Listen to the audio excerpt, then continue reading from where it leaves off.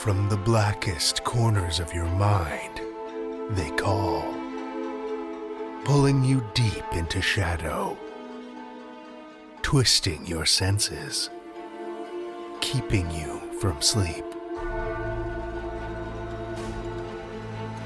It's time to face your darkest fears. This is Tales to Terrify.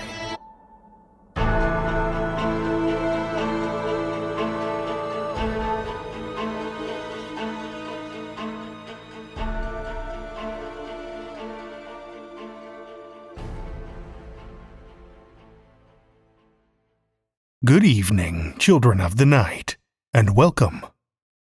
As the nights grow longer and the cold settles in over the northern hemisphere, I can't help but find myself getting into the festive spirit.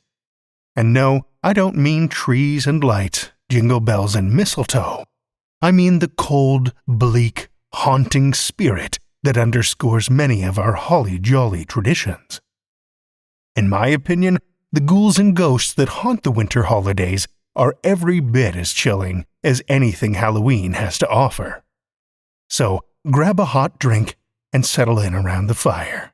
Wrap that blanket tight, and let's see what terrors we can coax from the shadows.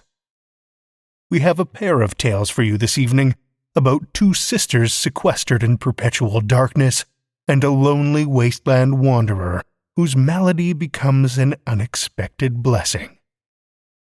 Our first story for the evening comes from Z.J. Garcia.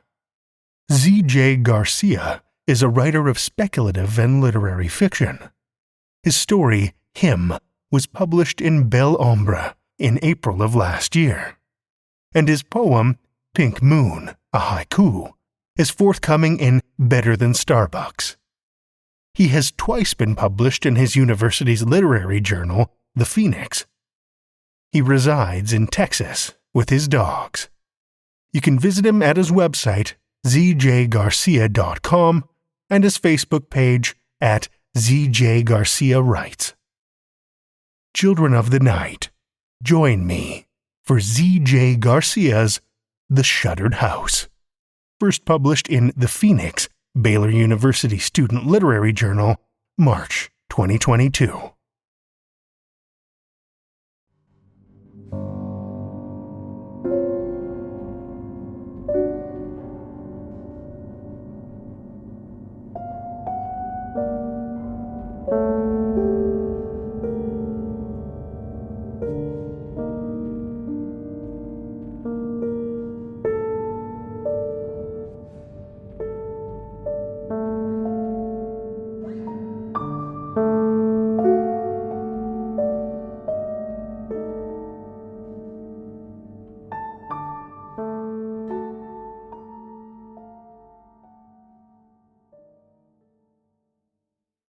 I didn't mean to do the terrible bad thing.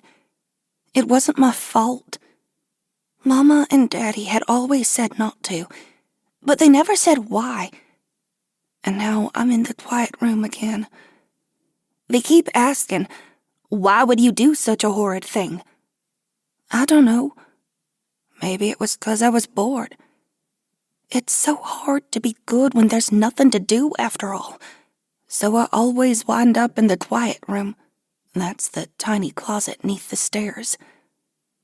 Whenever I get mad and throw a fit, they lock me in and won't let me out. I scream and scream as loud as I can, but my throat gets tired. So I sit down and am real quiet till they ask me if I'm finished being a little wretch. And I always say yes, even though I ain't. The quiet room is dark, but I don't mind none, 'cause the whole house is dark and full of shadows all the time. Every morning 'fore the sun comes up, we close all the shutters and pull heavy black curtains over them so the sun won't shine in. Mama and Daddy say we ain't supposed to open them till night comes again. That's the #1 rule. But why? I once asked. Why can't the sun shine in? 'Cause we said so. That's why. Oh, but can't we have a peek at it? Just one peek at it? No. And that was the end of it. Sometimes I'd wonder about the sun, what it looks like. I don't know more. Not after what happened. But I used to. I read about it in a book once. On one page it said, "The golden sun shone on her golden hair." I didn't know what it was, the golden color, so one day I asked Mama. She gave me a funny look when I did. Gold? I leaned in real close, waiting for her to tell me all about it. Now, why would you want to know about something like that? I read it in a book, I said. You read it in a book, she repeated. I nodded. Well, if you must know, gold is... She stopped for a moment to think. Gold's a warm kind of color, like candlelight, I suppose. Candlelight? I wish my hair was the golden color, and not black like rat's hair.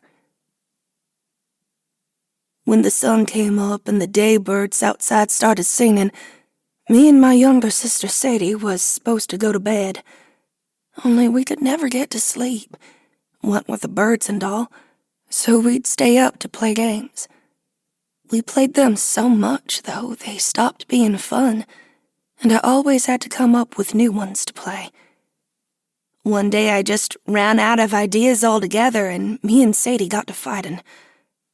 Sometimes Mama or Daddy would come upstairs and tell us to get back to bed. Mostly, though, Mama would put me in the quiet room, which only made Daddy madder 'cause he had to stay up to let me out. It ain't fair that Sadie never got put in the quiet room, but I always did. Nighttime was the only time me and Sadie didn't get to fighting. Our house is Don LaFore, out in the woods, a biggin', full of tall, shady trees with winding branches that look like they're gonna reach out and grab you. There was always something for us to do out there, like climbing up the trees way high up and hanging down from branches by our feet. Sometimes we'd go chasing the ghost lights that gathered round the swamp. Once the moon was high enough above the trees, we'd go hunting and catch all kinds of critters, swamp rabbits, opossums. One time, I even caught me a stray minu way out there in the wood. Would you believe that? Of course, I always preferred the rabbits, but so did Sadie, so we always had to share. I didn't like that I had to share with Sadie all the time. I think now, if I didn't have to share, I wouldn't have been in the quiet room so much. Last time I was in the quiet room was 'cause Sadie had my Charlotte doll. She was playing with her, getting her hair all a mess. I told her to give Charlotte back to me, but she just kept on saying no. So I tried to take Charlotte back. Let go, I told her, but she wouldn't. I pulled harder and harder till poor Charlotte's legs went one way and her arms went another. All of a sudden I got hot and red all over my body. I couldn't stop myself. I jumped on top of Sadie and started pulling out her hair. She was crying, hollering at me to stop, but I couldn't. I just kept right on pulling till she screamed so loud Mama woke up. I tried to tell Mama that Charlotte was mine and that Sadie wouldn't give her back, but she didn't listen. She never did. Instead, she asked, "Why can't you be more like your sister?" And I got hot and red all over again. It's lonely in the quiet room, 'cause it's away from everything else and there's nothing to do in it but think. Mama always says, "Now think about what you've done," when she puts me in. So I do. And that's how I thought up the terrible bad thing. I didn't know how terrible it was when I thought it. I know now, of course, but that don't matter. It's too late. I sat in the dark all alone till, after a long, long time, Daddy let me out, and in a tired voice told me to go straight to bed. Bonne nuit, I said. He just groaned. I skipped up the stairs, repeating all the things that start with the letter S. Snot, slug, slime, like that. When I got to the room, Charlotte's arms and legs were still scattered across the floor. I jumped into bed with Sadie and tapped her over the shoulder to see if she was sleeping. "Sadie," I whispered. She didn't answer. She was still upset at me for pulling out her hair, so I whispered, "Sadie," again. And that time she turned and looked at me. Her face was all a mess from crying. I couldn't help but giggle. "What do you want?" she asked. "I made up a whole new game while I was in the quiet room. Want to play?" "No." "Please? It'll be fun." "I don't want to play with you, and besides, Mama says we have to go to bed now." "We'll stay quiet, just like two mice." Sadie turned back round and played like she was sleeping, but I knew better. "I know you're still awake," I said.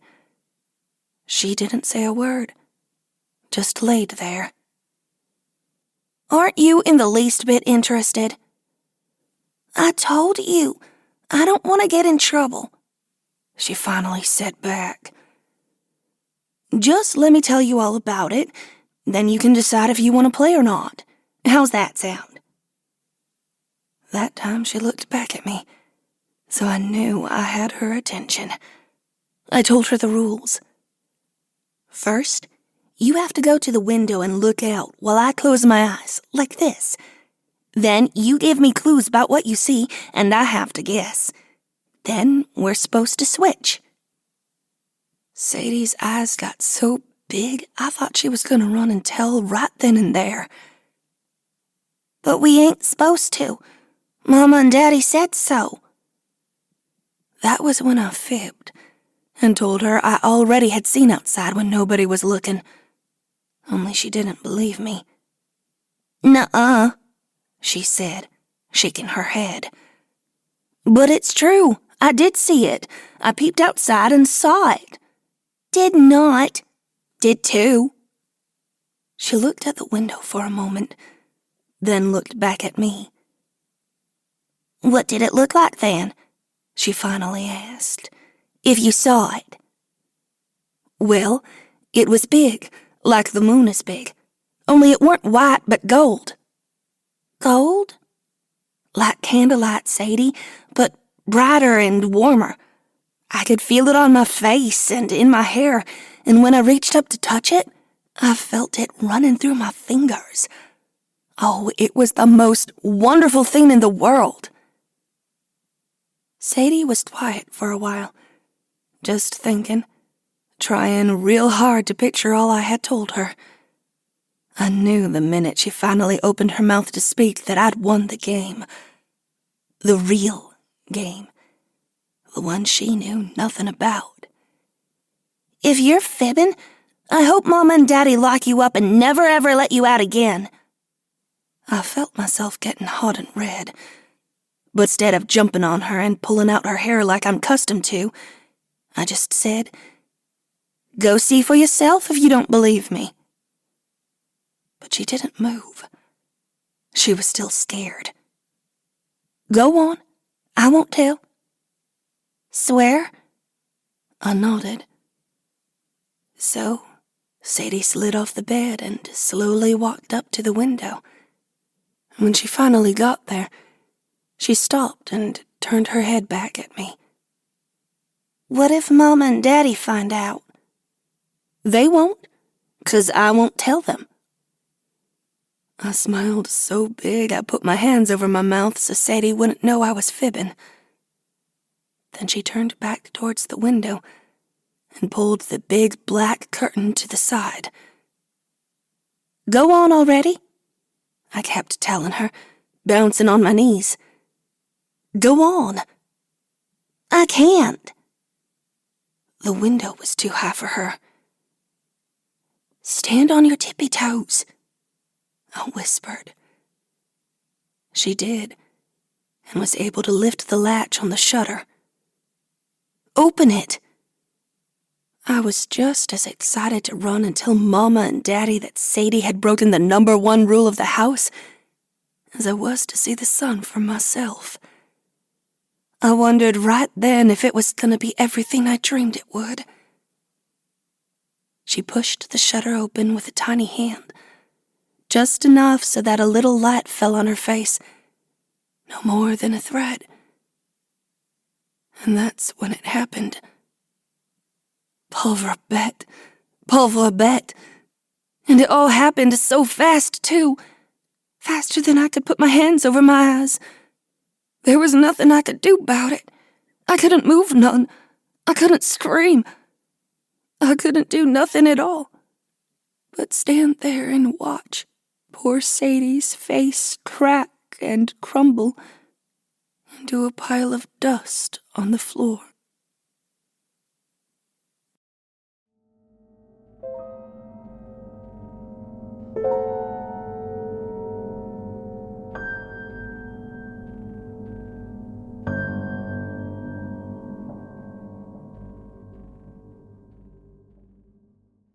That was Z.J. Garcia's The Shuttered House, as read by Krystal Hammond. Krystal Hammond is a narrator/writer, cancer survivor, and non-binary queer human. They grew up in rural North Carolina, nurtured by a steady diet of local Blackbeard legends and Confederate ghost stories. These nuggets of folktale and myth fostered a lifelong love of storytelling and all the drama that goes with it. They also have a master's degree in biological anthropology and adore ugly cats.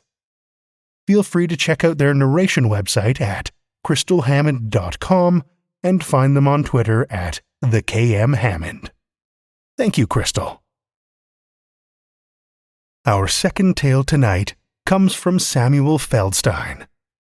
Sam is a horror, fantasy, and science fiction writer hailing from the distant land of Iowa. Or was it Idaho? Sam enjoys going to movies, playing video games, and writing about himself in the third person. Sam doesn't have a cat, but there is a cat in Sam's life. Sam likes it that way. If you'd like to follow Sam, he is at SWiserights on Twitter. Listen with me, children of the night, to Samuel Feldstein's The Man Who Was a Boy Made of Memories, first published in The Chamber, November 2021.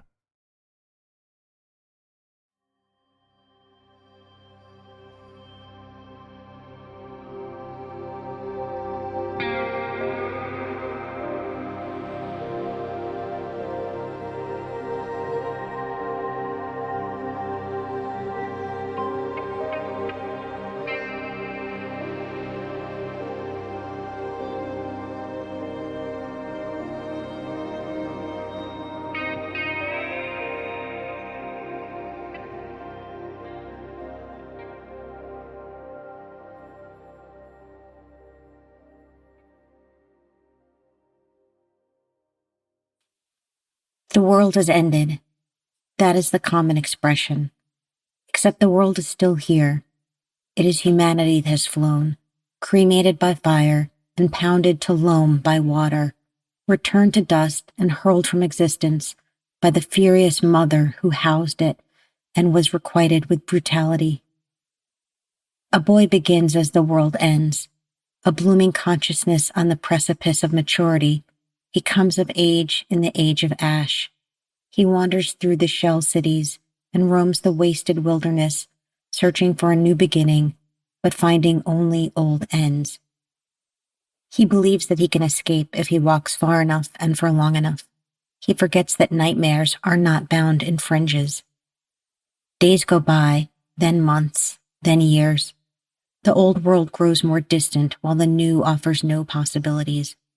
The farther the boy walks, the further he sinks into the past, finding refuge in that palace of lost things, growing into a man who is a boy made of memories. We are living until we are dying. We are dying until we are dead and live again. 1. He'd been walking a long time. He could not remember from which way he'd come. It might well be the way he was going. He had forgotten much.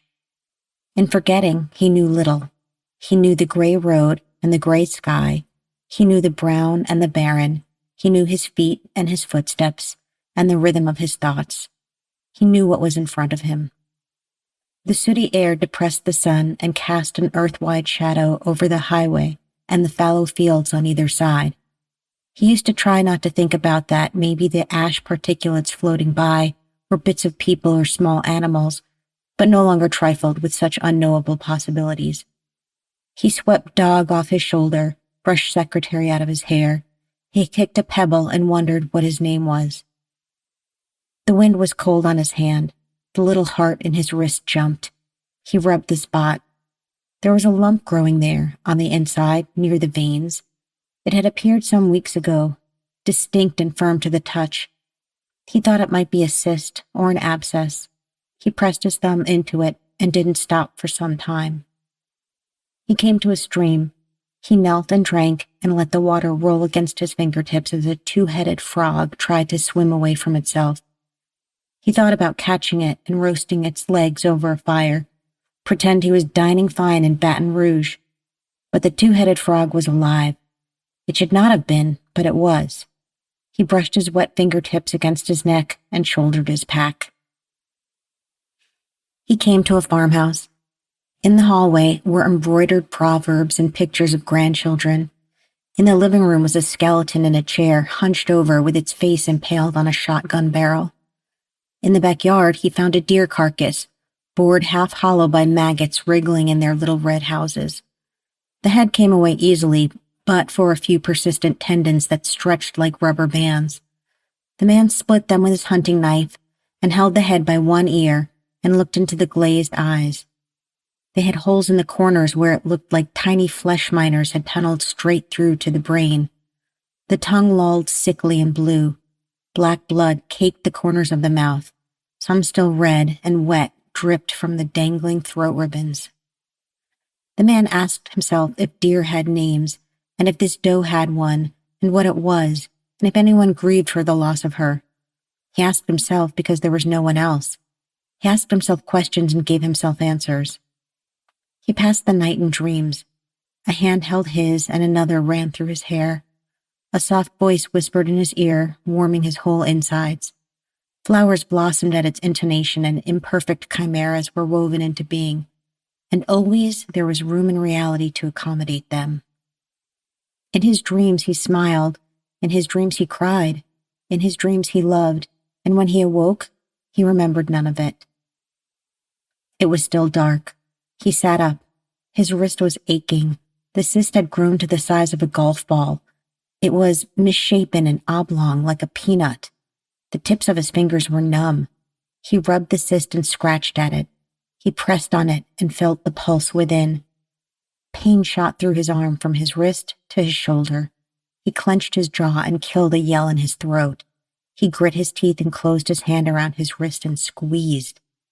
He imagined he could feel the thing wriggling, that it knew its time had come, that only now in the crushing throes of death did it regret tormenting him. The man rammed his knuckles into the cyst. Tears spilled from his eyes and dried to frigid streaks on his cheeks. He braced his arm across his thigh like a head on a chopping block. He punched the cyst again, then twice more. Each time, it rebutted with agony. He sunk his thumb into the bulge. Spots danced in his vision. He imagined the satisfaction when the cyst burst inside him and flooded his veins with pus. Someone was screaming. The man stopped, pain forgotten. He could not make out the words, but knew the screamer begged for mercy. It seemed to come from outside, or perhaps inside. The man could not tell. It rose to its peak, wavered, and died in the twilight stillness. He closed his eyes and listened. He stood and went downstairs and searched the house. But he was alone. He went back to the bedroom and packed his things. 2. It came from everywhere. It came from nowhere. It came from above. It came from below. It came from yesterday, and it came from tomorrow. The man followed the voice wherever it led him. For weeks he traversed the empty highways and trudged through fields, always looking for a sign.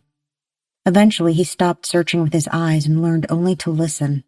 The more he listened, the more he came to believe that he recognized the voice, as though he'd heard it before, long ago. When or where or to whom it belonged he could not say. Sometimes the voice screamed the way it had when he'd first heard it, but other times it laughed. More than once he'd heard it arguing with itself. The words were indistinct and muffled as though they came through a wall, but he could distinguish in them the rage and misery as it attacked itself and berated itself and tried to defend itself from itself. And he knew the voice was alone, and he knew what it was. He knew that when you were alone, there was no one else to hurt you.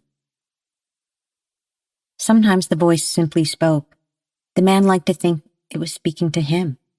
On these nights, the man made himself comfortable and closed his eyes and listened and let the voice usher him into his dreams. It led him to a small town in the country. It echoed along the ragged suburban thoroughfares and up the main street lined with shelves of dilapidated restaurants and general stores and accounting firms. The man walked with his hands in his pockets, wandered more than walked, no longer in any hurry. He knew by now that the voice would not abandon him, because he knew by now that it was not there, not really, and that wherever he went, it would be. He had given himself to insanity. He felt that there was something familiar about the town, and wondered if he had been here before, and at last it came to him. This was home. This was where he had grown up. His feet carried him, finding their way one stride at a time. When they stopped, he was home. He stood on the stoop of the old house and looked at it for a while. Inside, he wandered from room to room, feeling the house and its objects, pulling recollections from threadbare curtains, wiping them off the dusty kitchen tabletop, settling into them on the living room couch, eking them out of creaky wooden stairs. He was here, and yet the house felt far away, like he was watching himself pass through it in a dream. It was strange to know where he was after so long, and discomforting to realize he was not lost. The feeling frightened him, and he met it with anger. He clenched his fist and hated the round face of this broken little planet for bringing him back to this place. It had taken years and thousands of steps to lose his way, but now the spell was broken, and there were not enough years nor steps left in him to recast it. He sat in his old bed in his old room, looking at the lump in his wrist. The numbness had spread up his forearm. He tried to move his fingers and could not. In the back of his head, the voice whispered. Listening to it in the quiet, the man finally remembered to whom it belonged. He had been wrong. The voice was real. More than real, it was his own, come from inside. He had invented his own direction and brought himself home. Home to die. 3. It came in the night. The man blinked the sleep from his eyes and looked at the cyst on his arm. The skin was stretched nearly translucent, outlining the oblong uniform growth. It was gigantic and grotesque, and it was moving, writhing inside his wrist.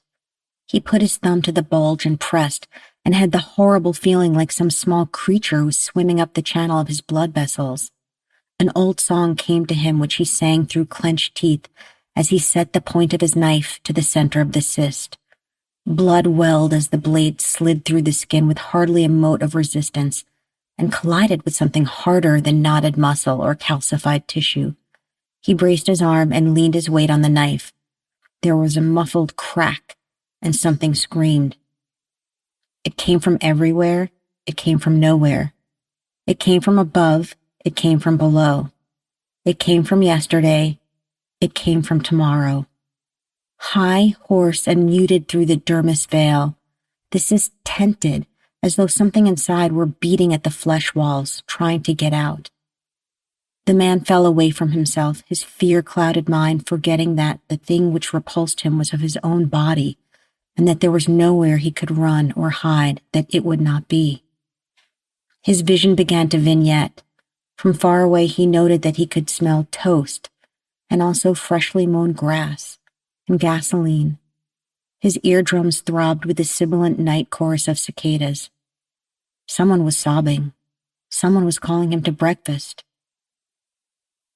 He could see the full harvest moon on a cloudless night, and then the moon was the eye of an alley cat, rumpled and regal and casing him with its glinting orbs. It spat and he flinched, and when he opened his eyes it had gone, slunk away to its dark reprieve, leaving him a morsel of fear. He realized that the cat was a memory, and that these were all memories, pouring out of some long-locked vault in his mind, unleashed upon his oblivion. He shut his eyes and tried to keep them out. Then came the faces. Too many to count, rolling before him like a kinescope, a gallery of visages. Faces with names he should have remembered. Faces making faces. Bared teeth laughed, bemused eyebrows rose, cocked heads questions, furious mouths crimped, disappointed eyes glistened, sad smiles conciliated. Their unmoving lips asked questions he could not answer. They asked after unkept promises, the sunken dregs of his regret. He wanted to be with them more than anything in the world. Someone was sobbing, and the man realized that it was him. He forced his mouth shut and looked at his churning wrist and wanted it gone. He stretched his arm as far from him as it would go, and swept clear the nightstand and laid his squirming arm across it. He clamped his teeth on the knife sheath, lined the knife blade up on his forearm just above the cyst, and shoved it forward. He saw the flesh rend and felt a distant pain. He dragged the knife backward and heard the tick of serrated metal on bone, felt the teeth shore through the numbness. A spasm in his spine wrenched his head back as though enthralled in a silent exorcism. The sheath trapped the scream in his throat as the world exploded in white. 4. He awoke on the floor with a belt lashed around his stump. He did not remember putting it there. He sat up and saw stars. He twisted and vomited. He spat and dragged his sleeve across his lips. The blood on his remaining hand had not yet dried. He licked his fingers and wiped them on his shirt. He stood and swooned and steadied himself on the nightstand. He realized it was raining. He did not know when it had started. In the mirror above the nightstand was him, all scruff and sunken eyes. Behind him was his severed arm, lying still on his bedroom floor. For a moment he wondered if he was dreaming. Then his severed arm began to rock. It was a gentle motion, a slight teetering back and forth, almost imperceptible in the gloom. He was fascinated and repulsed. There was something in his arm other than he, and it was trying to get out. He could see it making its slow way from his wrist toward the bloody opening where the knife had bitten. It inched through the skin tube like a parasitic caterpillar, squelching in the vacuum silence of the room. The flesh of his forearm split into ribbons as it regurgitated a bulldozed heap of shredded capillaries and splintered bone. Inch by bloody inch, the creature emerged. First the fingers, gray and groping. Next the head, overlarge and lumpy like a potato, and bleeding where the blade of the man's knife had punctured it. Then came the chest, concave, delicate, and heaving. Followed the waist, crooked and sexless. Last came the legs, corkscrewed around one another and useless, trailing the body like a twisted tail. And the thing wriggled free. It had the shape of an infant, only gray and smaller than a soda can. The mouth-wormed head was twisted backwards on the rigid neck, so that the creature was forced to perpetually look behind itself. Its right arm, for want of proper room in the cramped birth canal, had failed to develop independent of its body. Instead, it had fused to the creature's side, so that the elbow appeared a nubbin just below the rib cage, and the forearm cleaved upward along the chest and neck. The hand came to rest on the creature's face with its fingers pointed outward like stubby, twitching growth tentacles. And there, in the center of its palm, was a single, bulging, lidless eye. The man wanted to laugh. He wanted to stomp it to death. He did neither, but when the eye rolled over and met his own, he screamed in his heart. The gray infant's lips moved. It coughed a gargled sound, and the fingers around its eye opened and closed and opened again. With some revulsion, the man realized it was beckoning. Warily, he knelt and leaned down until his ear was almost close enough to be grasped by the groping fingers. A shiver rippled through his spine. The finger was cold as a dead kitten he had once held to his chest, colder than a thing should have been, as though the heat had not merely drained from the flesh, but been driven into permanent exile by ruthless, brutal forces. The man bit his tongue and kept from recoiling, some part of him wanting to preserve the dignity of this gray, twisted infant that was surely aghast by its own being. The word came out encased in a cough. Cold! With the word came a feeling, looming from an abyss so profound the man could not say with any certainty that it was within him at all. The feeling at once enveloped him and sunk him to the depths beyond all reason, where light persisted but shone only on things that made him weep. He thought the feeling must have a name but could not remember it. It was relentless, oppressive, and remorseless, and he welcomed it, if not gladly. The man shuffled his fingers beneath the tiny gray body and suppressed another shiver. Cradling it against him with his remaining hand, the man lifted the infant and placed it in his old bed and tucked it beneath the covers. The gray infant's brow furrowed, and it whimpered so pitifully it made the man angry. His teeth clenched, and his unconscious again sought respite in violent outcomes. He saw the bulbous gray head crumpling against the corner of the nightstand, the lolling eye rupturing on the point of his knife, a horror story with a bloody beginning coming to a bloody end, out snuffed the light that should never have been lit. Then the infant spoke again. Please, it said. Its voice was soft but harsh, and forced as though every syllable were a measure of suffering. I have no warmth for myself. Then something in him burst, and the man wept. 5. He sat in the bed with his back against the headboard, the gray infant tucked into the crook of his arm, pressed against his chest. Are you there? The gray infant asked. The man looked down, surprised. Yes, he said. I thought you must be, but I cannot feel. It's like I am suspended in dark numbness.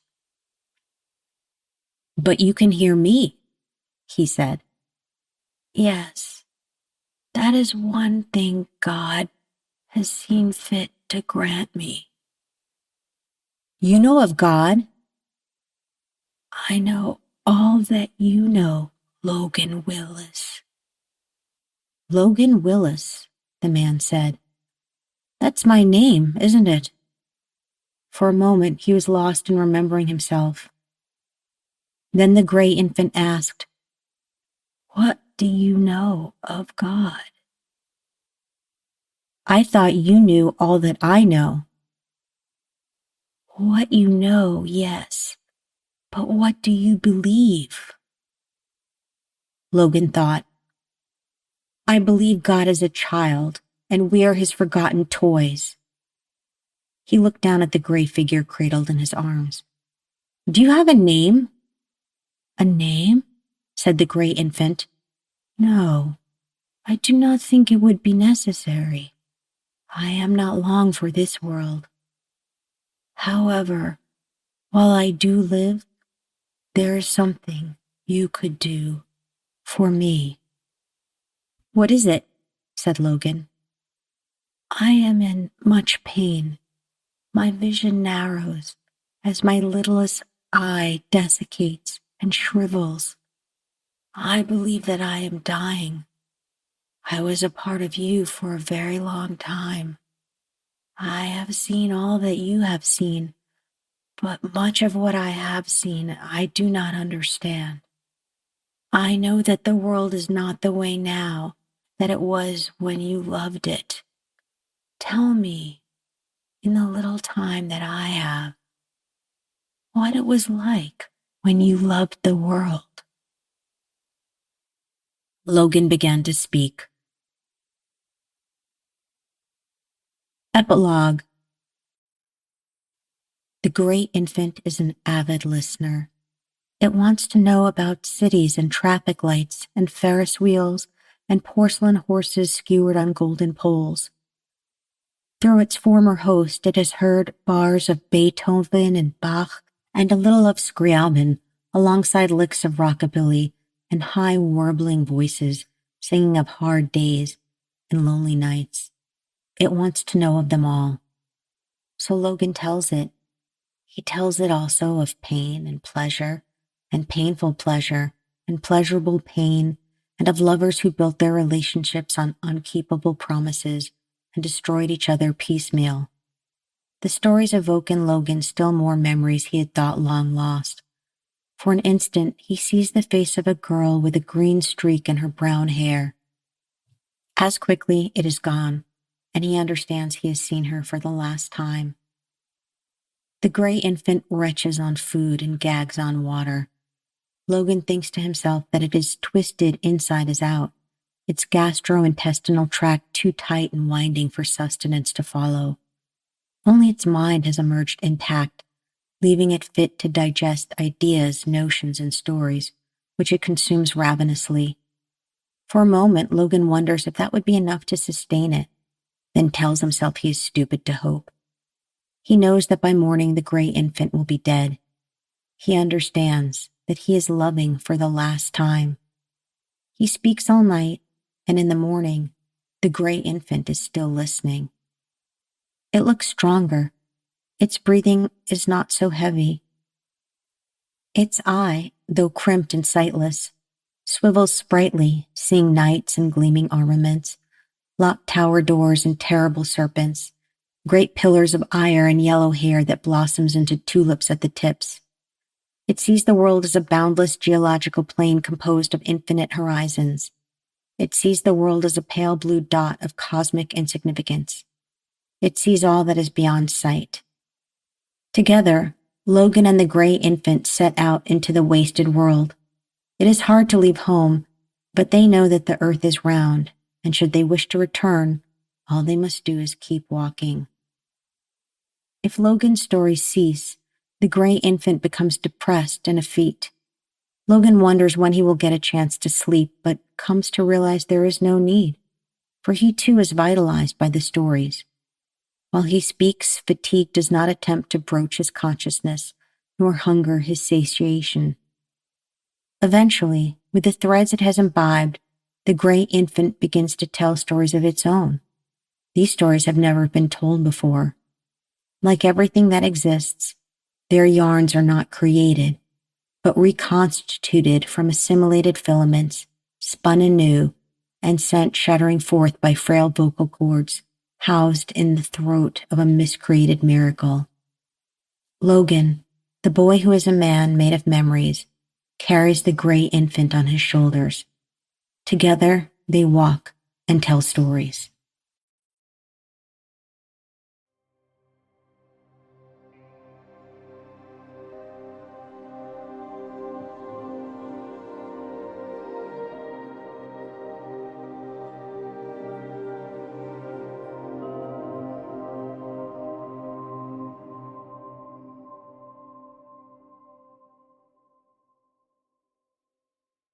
That was Samuel Feldstein's The Man Who Was a Boy Made of Memories, as read by Sarah Mehra.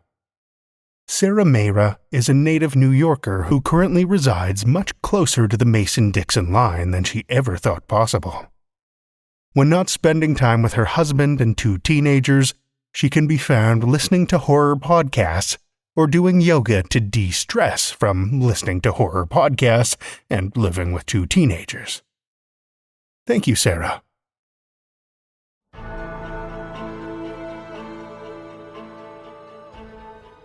Well, children of the night, the hour is late, and we've run out of tales to tell. For now. Tales to Terrify is made possible by the tremendous generosity of our supporters on Patreon and PayPal. Incredible fans like Lestle Baxter, Belcher, Amanda Carrillo, Amanda Gottfried, and Orion D. Hegre, whose generous support helps keep the lights on and flickering ominously. Not a supporter already? Head over to patreon.com/Tales to Terrify, where you'll find all kinds of perks, like ad-free episodes, bonus content, and one-of-a-kind collectibles and merch packs. Every dollar goes back into this show to make it as horrific as possible, and we appreciate it so much. Want another way to support the show that doesn't cost a cent? Head over to Podchaser, Spotify, or Apple Podcasts and leave us a 5-star rating or review. You'll not only put an unnaturally wide smile on our faces, but help new listeners discover our terrifying tales too. Why not share your love of the show out in the world with some Tales to Terrify merch? TalesToTerrify.com/merch will take you to our TeePublic store, where we've got a great collection of creepy custom and curated designs, so you can show those around you just how twisted you truly are. Tales to Terrify is produced by Seth Williams, Meredith Morgenstern, Andrew Gibson, Krystal Hammond, Spencer Disparty, and myself, Drew Sebastini, with original theme by Nebulous Entertainment. Tales to Terrify is distributed under a Creative Commons Attribution, Non-Commercial, No Derivatives license. Join us again next week as we're swept into the inky depths with more Tales to Terrify.